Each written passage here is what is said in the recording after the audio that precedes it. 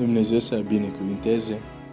Îmi mulțumesc lui Dumnezeu pentru oportunitatea care am să pot să împărtășesc cuvântul lui și gândurile care urmează. Astăzi, deși am ezitat un pic, dar Dumnezeu mi-a dat putere și vreau să încep să vorbesc de o temă sau un subiect nou. Voi este un nou an care începe pentru mine și este vrednic, El, Creatorul meu, este vrednic să fac lucruri noi pentru El, să facem lucruri noi pentru El. Este un an nou și în acest an nou pentru mine vreau să încep să-ți spun că Biblia spune dacă cineva este în Hristos, este o faptură nouă, lucrurile vechi s-au dus, toate s-au făcut noi. Dumnezeu are lucruri noi pentru tine. Ok, probabil o să spui, dar stai puțin. Suntem 12 septembrie, cum zici că e anul nou? Anul nou e 31 decembrie. Da, dar mai există și alte momente unde este un nou an care începe pentru un om. Deci, dar reține lucrul următor. Dumnezeu are lucruri noi pentru tine. Dacă cineva este în Hristos, este o faptură nouă. Cele vechi s-au dus, toate s-au făcut noi. Dumnezeu are lucruri deosebite pentru tine. Voi citi câteva texte. Primul text care vreau să-l citesc, de fapt al doilea care îl voi citi, este despre un ucenic care va face un lucru care n-a mai făcut și probabil un lucru care niciodată nu a visat în viața lui că putea să-l facă. Asta e ceea ce face Isus. Când mergi cu El, ajungi în situație în viața ta unde faci lucruri care nici în visurile tale n-ai avut îndrăzneală să le faci. Asta este Iisus Hristos.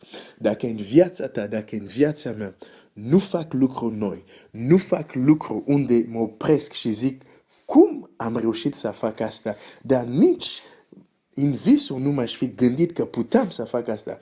Dacă asta nu se întâmplă, și ce înseamnă? Înseamnă că nu umblam cum trebuie cu Iisus Hristos.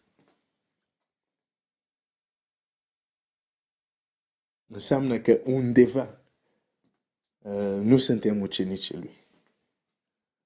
Pentru că El a pregătit lucruri noi. Lucruri noi. Dar înainte să citesc pasajul despre acest ucenic, vreau să citesc un pasaj care este și un pasaj care generează multe dezbateri, dar este un aspect care mă interesează pentru gândul de astăzi. Textul este în Evrei 6, care spune așa. Evrei 6, începând cu 4.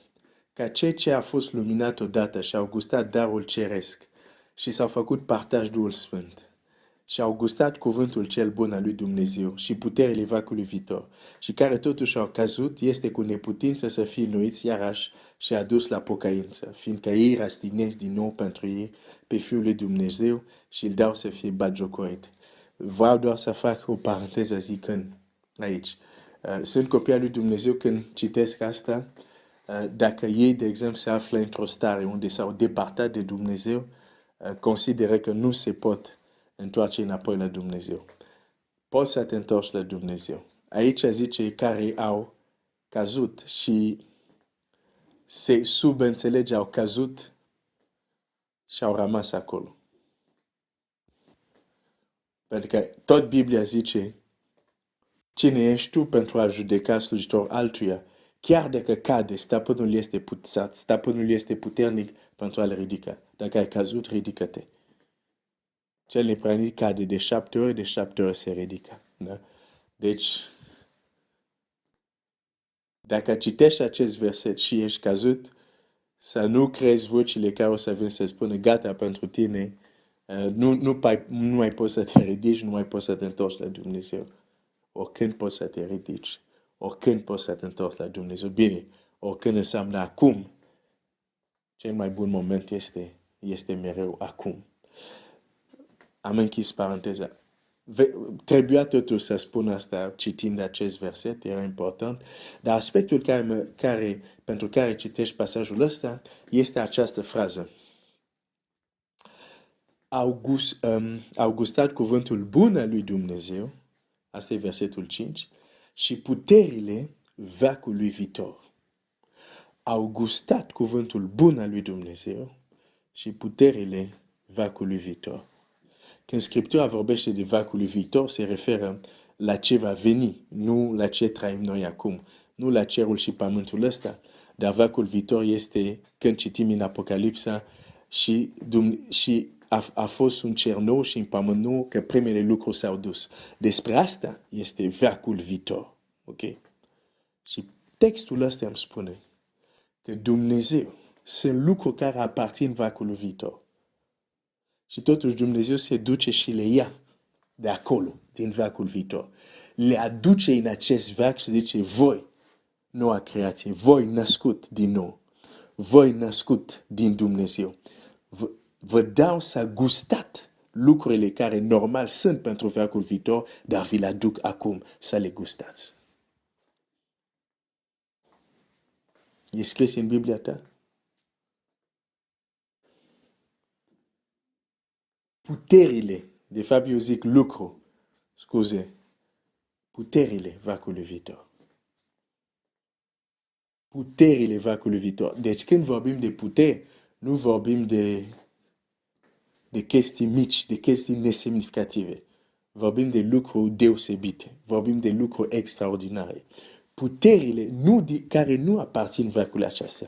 E pentru veacul care vine. Și totuși Dumnezeu zice, pentru cei născuți din nou, pentru cei care au gustat cuvântul meu, pentru cei care sunt în noua creație, vreau să iau aceste lucruri ale veacului viitor și ei să le experimenteze a veacului de acum. Dacă asta nu te face să sari în sus, nu știu. Eu sar în sus acum.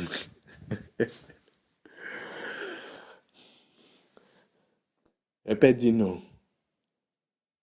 Mulți zic, Domnul vine, o să mergem în cer, o să cerul nou, pământul nou, cerul nou. Ok, frumos, foarte adevărat. Dar Biblia zice, tu aici, în veacul ăsta de acum, poți să guști ceea ce e din veacul viitor. Cu alte cuvinte, nu ai nevoie să mori, să te duci în veșnicie pentru a experimenta un pic, o parte de puterile viitoare. Dar și ce pot să spun? Că acea femeie care Domnul Iisus a zis, nu e bine să iei pâinea copiilor și să dai la cațel. Și ea spune, este adevărat, dar caței mănâncă frimituri. Cu alte cuvinte, Doamne, problema care o am, nu am nevoie să-mi dai pâine. Doar frimiturile sunt de ajuns. Oare nu crezi că frimiturile, puterile veacului viitoare sunt de ajuns pentru orice problemă din veacul acesta?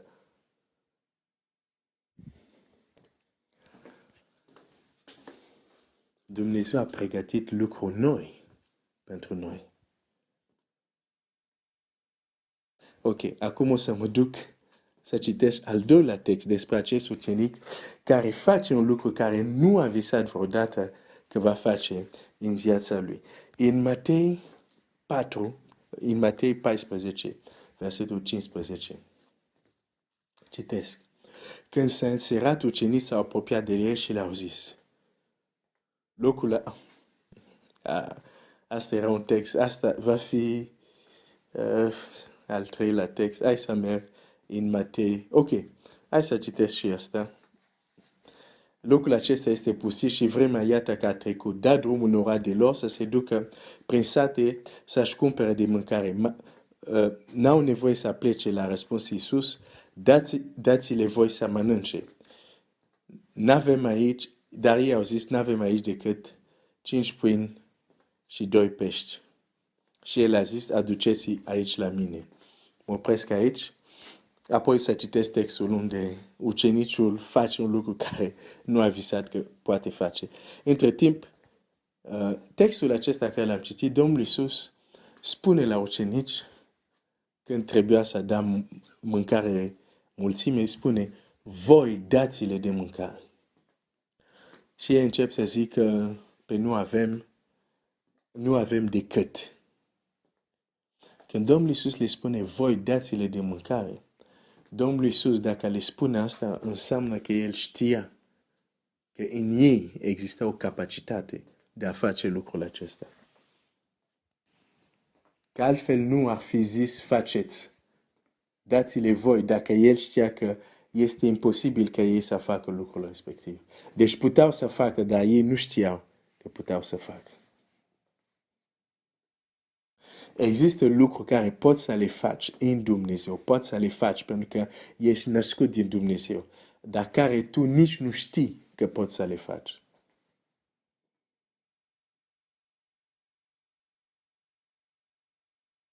Poți să ai o capacitate în tine care nu știi că există în tine.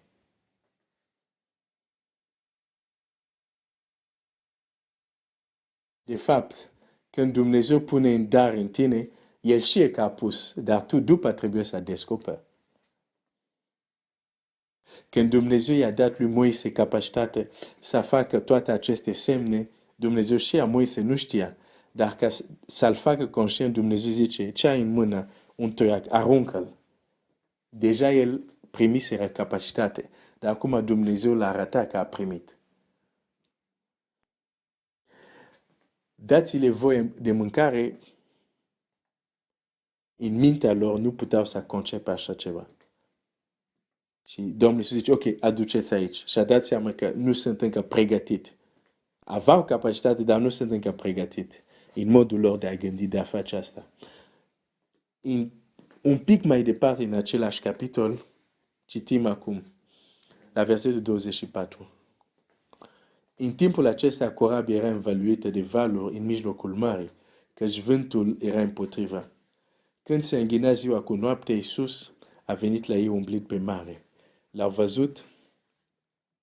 Când l-au văzut ucenici umblind pe mare, s-au înspăimântat și au zis, este un alucat. Și de frică au țipat. Iisus le-a zis îndată, îndrăznit, eu sunt, nu vă temeți. Doamne, l-a răspuns Petru, dacă ești tu, poruncește-mi să vin la tine pe ape. Vino, i-a zis Iisus. Petru a coborât din corabie și a început să umble pe ape ca să meargă la Iisus. Tu crezi că în visurile care l-a avut Petru în viața lui de pescar, a visat vreodată că merge pe ape? Nu cred. Nu cred că a visat. Și totuși, iată-l aici. Merge pe apă. Merge pe ape. Ceea ce nu a visat, dar începe să facă. De ce? Pentru că este un ucenic al lui Iisus. Dar nu numai pentru că în corabie erau și alți ucenici al lui Iisus. Asta înseamnă că poți să fii ucenic al lui Iisus și să alegi să stai în corabie, cu alte cuvinte, să stai în lucrurile cu care ești obișnuit, lucrurile care le-ai experimentat, sunt sigur au mai experimentat să meargă prin corabie, ori poți să fii un ucenic al lui Iisus și când vezi o oportunitate să fii gata să spui, vreau să trăiesc un lucru nou. Vreau să trăiesc ceea ce nu am mai trăit. Vreau să experimentez un lucru nou. Asta a făcut Petru. Dar chiar textul ne arată că dintre ucenicii lui Iisus, puțini sunt cei care intră în lucrurile noi. Majoritatea rămân în corabia, rămân în lucrurile cunoscute. Și Petru merge acum pe ape. De ce? Pentru că în mintea lui a înțeles un lucru important. Că Domnul Iisus are capacitate să facă un om, un alt om, care e capabil să facă ce nu putea să facă înainte. Cu alte cuvinte, Domnul Iisus, prin puterea Lui de a supune orice lucrurile, poate să-ți dau capacitate să faci ceea ce tu în mod natural nu poți să faci. Asta este Iisus. Și atunci am o problemă cu creștinismul unde nu există supranatural. Unde totul e natural, totul este în corabie. Niciodată nu ieșim din corabie. Da, nu zic că cei care au rămas în corabie nu erau ucenici, erau și ei ucenici. Da, au ratat o experiență. Cum și noi, când ne limităm la un creștinism rațional, la un creștinism care se bazează pe puterile omenești, nu zic că nu credem în Isus, dar suntem limitați într-o corabie. Când Dumnezeu are lucruri noi pentru noi. Și în acest text, nu este Isus care zice la Petru, Petru, ce zici? Ți-ar plăcea să umbli pe ape ca mine? Nu. Inițiativa vine de la Petru. Este Petru care spune, Doamne, dacă Tu ești, poruncește-mi că și eu să umblu pe ape. Cu alte cuvinte, El e cel care a căutat să trăiască ceva nou, ceva deosebit, ceva ce a văzut la stăpânul lui. De ce mulți creștini noi astăzi rămânem în corabie? Pentru că am crezut și continuăm să credem că ce a făcut Isus e doar pentru Isus. Că e Fiul lui Dumnezeu. Te întreb, Petru, nu e ca și tine și ca și mine? Nu era și el un păcătos? Nu avea și el slăbiciuni? Vedem chiar în textul ăsta au țipat că au crezut că e o fantomă. Acel Petru care acum câteva minute țipă că vede o fantomă, este același Petru care umblă pe apă. Deci nu pentru că era perfect, nu pentru că era hiper spiritual, a umblat pe apă, nu. Dar pentru că a înțeles un lucru simplu. Ce face stăpânul și noi, ucenici, trebuie să facem. Dar el nu ar fi umblat niciodată pe apă dacă unul nu ar fi înțeles asta și doi nu și-ar fi dorit asta. Deci există lucruri noi, da? Sunt lucruri noi care Dumnezeu a pregătit pentru noi, dar nu le trăim, unu, pentru că nu înțelegem că există sau sunt și pentru noi, doi, nu le trăim pentru că nu ne dorim să le trăim, da? Petru a umblat pe ape nu pentru că Domnul Iisus i-a zis, vrei să vezi cum este să mergi pe ape? Nu, a dorit el. Vreau să te întreb ca și copia lui Dumnezeu, ce ai văzut tu la Iisus care îți dorești și tu?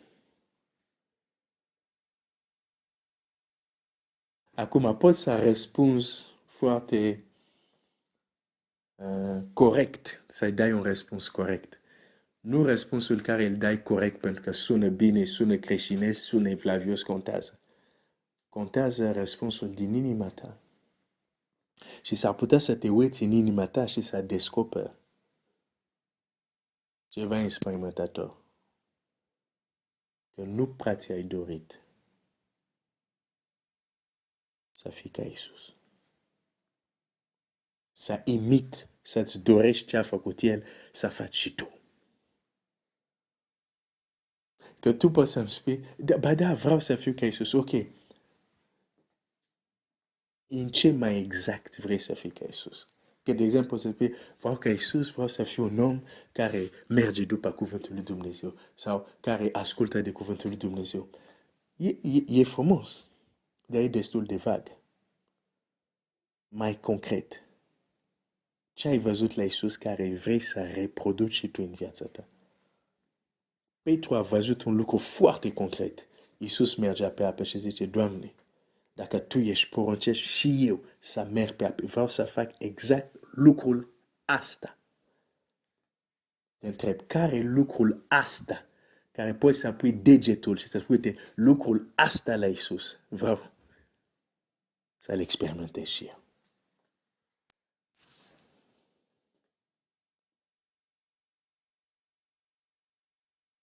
Și merg mai departe. Și scuză-mă să fiu un pic, că sunt un pic lung. Bine, tu o să spui, pe n-ai vorbit o oră. Dar gândul meu nu era să vorbesc o oră, gândul meu era să vorbesc 15 minute, dar deja am depășit. Dar nu pot să mă opresc aici. Dăm voie să merg mai departe puțin. Te sper 5 minute.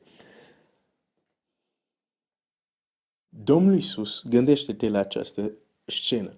Domnul Iisus știe că are capacitate prin cuvintele lui să spună la Petru, Petru, ridică-te și umblă pe mare.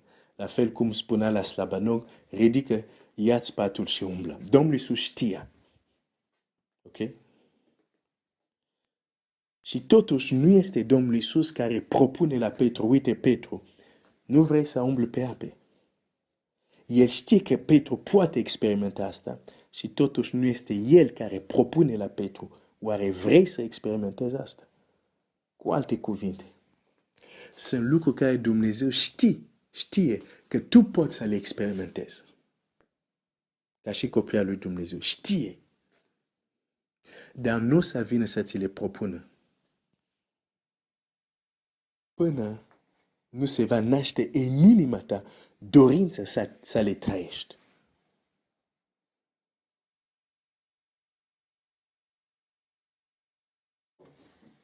Cu alte cuvinte, Dumnezeu are lucruri deosebite pentru tine.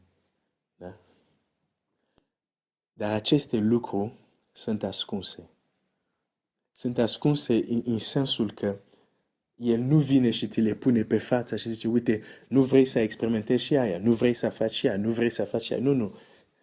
Sunt acolo. Sunt ascunse pentru că până nu le dorești și până nu le cauți, nu le vei experimenta. Și cu asta introduc un gând care voi împărtăși cu ajutorul lui Dumnezeu. Roagă-te, Dumnezeu să mă ajute să pot să fac asta. Cu ajutorul lui Dumnezeu și mai citesc un verset și deci gândurile se vor învârti în jurul acestui verset și acestui adevăr. Proverbele 25:2. Slava lui Dumnezeu stă în ascunderea lucrurilor, dar slava împăraților stă în cercetarea lucrurilor. Biblia spune clar, Dumnezeu ascunde anumite lucruri. Este clar, nu numai textul ăsta, dar am ales textul ăsta. Pentru că textul ăsta zice, Dumnezeu ascunde lucruri, dar slava împăraților. Și aici nu te gândi la împărați doar care sunt în cartea împăraților din Biblie. Gândește-te că în Apocalipsa se spune despre Domnul Iisus, El a răscumpărat prin sângele Lui oameni de orice popoare, orice națiune și a făcut din ei împărați și sacrificatori sau preoți și împărați. Deci împărați aici este noua creație, ce e născut din nou. Slava lui Dumnezeu să ascundă lucrurile, a pregătit anumite lucruri. Dar sunt lucruri care, dacă Dumnezeu nu vede în împărații, în ce născut din nou, dacă nu vede dorința și nu numai dorința, dar și acțiune pentru a cauta acele lucruri, lucrurile respective rămân ascunse. Dacă Petru nu ar fi avut această dorință, Doamne, poruncește-mi și eu să umblu pe ape, această împrejurare ar fi trecut și Petru nu ar fi știut și nu ar fi experimentat ce înseamnă să umble pe ape. E foarte important acest adevăr. Sunt lucruri care Dumnezeu le-a pregătit pentru tine, dar până tu nu le reclami, până tu nu le cauți, până tu nu le vrei, stau acolo. Stau acolo. Dumnezeu să te binecuvinteze. Și termin cu acest proverb. Slava lui Dumnezeu stă în ascunderea lucrurilor, dar slava împăraților stă în cercetarea lucrurilor.